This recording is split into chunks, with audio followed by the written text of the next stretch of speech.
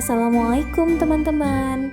Tahukah kalian siapa nabi yang terkenal dengan kemampuan menafsirkan mimpi? Namanya adalah Nabi Yusuf alaihi salam. Nabi Yusuf merupakan putra ketujuh dari ke-12 putra Nabi Yakub alaihi salam, cucu Nabi Ishak alaihi salam, dan juga cicit dari Nabi Ibrahim alaihi salam. Masya Allah, beliau berasal dari keluarga para nabi. Sungguh mulia sekali. Ibu Nabi Yusuf bernama Rahil. Beliau memiliki satu adik laki-laki bernama Bunyamin.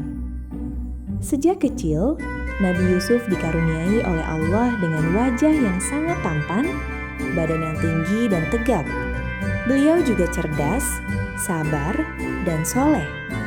Kelebihan yang dimiliki Nabi Yusuf ini membuat sang ayah sangat menyayanginya. Terlebih ketika sang ibu wafat, perhatian Nabi Yakub tercurahkan kepada Nabi Yusuf dan juga Bunyamin. Suatu malam Nabi Yusuf bermimpi melihat 11 bintang, matahari, dan bulan, semuanya bersujud kepadanya. Beliau pun menceritakan mimpinya kepada sang ayah. Mengetahui hal tersebut, Nabi Yakub tersenyum dan hatinya bergetar. Beliau tahu mimpi itu adalah pertanda dari Allah tentang kenabian Nabi Yusuf dan 11 bintang yang bersujud melambangkan ke-11 saudaranya. Akan tetapi, Nabi Yakub gelisah. Saudara Nabi Yusuf lainnya akan mencelakai beliau jika mendengar mimpi ini. Sebab sesungguhnya saudara Nabi Yusuf iri dan tidak suka kepadanya. Karena itulah, Nabi Yakub berkata dengan lembut kepada Nabi Yusuf untuk tidak menceritakan mimpi itu kepada saudara-saudaranya. Adik-adik, tidak semua orang senang melihat kebaikan yang terjadi pada diri kita. Kegelisahan Nabi Yakub pun benar-benar terjadi. Saudara-saudara Nabi Yusuf merasa iri dan berencana mencelakai Nabi Yusuf.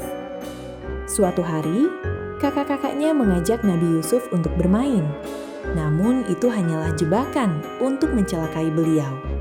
Mereka berhenti di dekat sumur tua untuk beristirahat dan meminta siapa saja yang kelelahan agar mengambil air di sumur tua itu. Tak lama kemudian, Nabi Yusuf ditangkap oleh saudara-saudaranya, lalu dimasukkan ke dalam sumur dan meninggalkan Nabi Yusuf sendirian. Bayangkan adik-adik, Nabi Yusuf ditinggalkan sendirian, gelap, sunyi, dan dingin. Nabi Yusuf meminta-minta pertolongan dan beliau juga berdoa kepada Allah agar ditemankan hatinya. Sementara itu, saudara-saudara Nabi Yusuf kembali ke rumah. Setelah sampai di rumah, salah satu di antara mereka menghadap Nabi Yakub untuk memberi kabar duka palsu atas kepergian Nabi Yusuf kepada sang ayah. Nabi Yakub menerima baju itu dan mendekapnya. Beliau merasa sangat terpukul dan sedih. Namun Nabi Yakub meyakini semua berjalan sesuai kehendak Allah. Beliau pun mencoba tetap sabar dan terus memohon pertolongan Allah. Setelah 3 hari berlalu, tubuh Nabi Yusuf mulai melemah. Saat itulah datang rombongan pedagang yang menemukan Nabi Yusuf. Karena ketampanan beliau, mereka pun berpikiran untuk menjualnya sebagai budak. Mereka membawa Nabi Yusuf ke Mesir, tempat yang sangat jauh dari rumahnya. Namun Nabi Yusuf bersyukur karena dirinya masih tetap hidup. Sesampainya di Mesir, Nabi Yusuf dibeli oleh seorang pejabat Mesir bernama Al-Aziz. Beliau dan istrinya memperlakukan Nabi Yusuf dengan sangat baik. Nabi Yusuf tumbuh menjadi pria dewasa yang sangat tampan, cerdas, sederhana, dan berakhlak mulia. Namun ujian baginya belum selesai. Karena semua kelebihan beliau membuat banyak perempuan jatuh hati kepadanya, termasuk Zulaiha, istri Al-Aziz. Zulaiha sudah mencoba segala cara untuk menggoda Nabi Yusuf, namun semua usahanya selalu gagal. Hingga suatu hari, Zulaiha menggoda Nabi Yusuf, akan tetapi beliau menolak dan memilih lari darinya. Zulaiha menangkap dan menarik-narik baju Nabi Yusuf. Beliau pun tetap berusaha lari, sampai baju beliau akhirnya sobek. Tak lama Al-Aziz datang, mendengar kegaduhan yang Zulaiha perbuat. Namun Zulaiha justru menuduh Nabi Yusuf telah mencoba menggoda dirinya. Al-Aziz tidak percaya begitu saja, dan beliau pun mengetahui kebenarannya, bahwa istrinya lah yang berusaha menggoda Nabi Yusuf. Al-Aziz merasa malu atas perbuatan istrinya. Tapi untuk menutupi kejadian itu, Al-Aziz terpaksa memasukkan Nabi Yusuf ke dalam penjara. Akhirnya Nabi Yusuf dimasukkan ke dalam penjara. Tapi bagi beliau, penjara itu lebih baik daripada harus menghadapi rayuan dan tipu daya di luar sana. Adik-adik, masih ingat tidak kelebihan Nabi Yusuf tadi?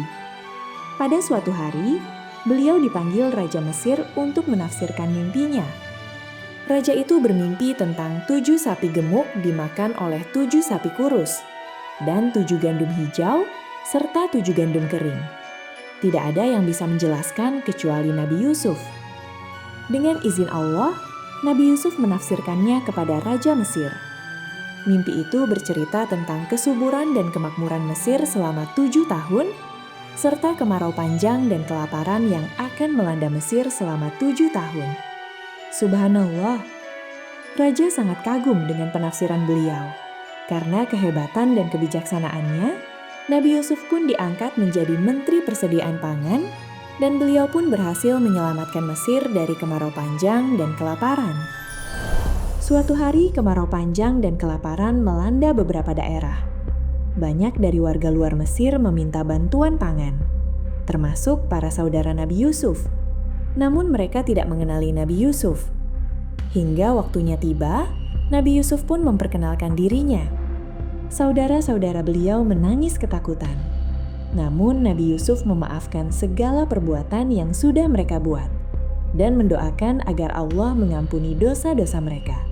Masya Allah, sungguh mulia sekali. Akhirnya, Nabi Yusuf berkumpul kembali dengan ayahnya dan mimpinya di masa kecil pun menjadi nyata. Ke-11 saudaranya bersujud pada Nabi Yusuf. Subhanallah. Adik-adik, itulah kisah Nabi Yusuf.